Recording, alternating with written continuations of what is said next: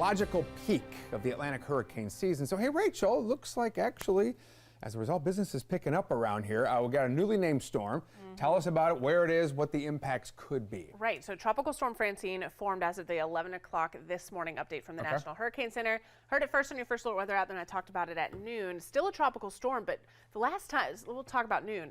It was 50 miles per hour maximum sustained winds. That's up to 65. So it's intensifying, and that's likely to continue. And the latest update from the National Hurricane Center now has this intensifying to a Category 2 hurricane. So just below major hurricane status upon landfall, likely somewhere along the coastline of Louisiana, and then really riding up the spine of the Mississippi River, give or take a little bit, that forecast cone, certainly where that center of circulation could go. And you'll notice as that starts to widen out, that's not because impacts widen out. Those are going to be far-reaching outside of the cone anyway, but the uncertainty starts to increase once we get towards the end of the week, because what's going to happen, this stalls out. It'll be in a weaker state. We're talking about the remnants of Francine by Saturday evening even, but what we're going to be seeing is that stalls out to the west, high pressure to the east. It's going to be something that we'll have to watch for. Of course, most of the rain is going to fall right along the Mississippi River down towards the Gulf Coast. That's where you're going to see the storm surge, the strong winds, that opportunity for some of those tropical tornadoes on the east side of that center of circulation.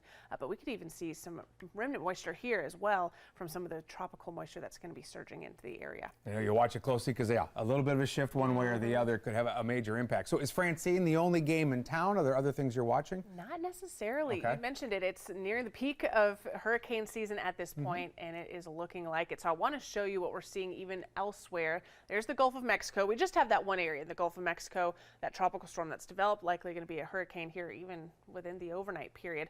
And you travel all the way out towards the east. You've got an area with medium chance of tropical development there in orange. That'll likely work west just to the east there of the Caribbean. And then as you work out towards the east, you've got a high chance of tropical development.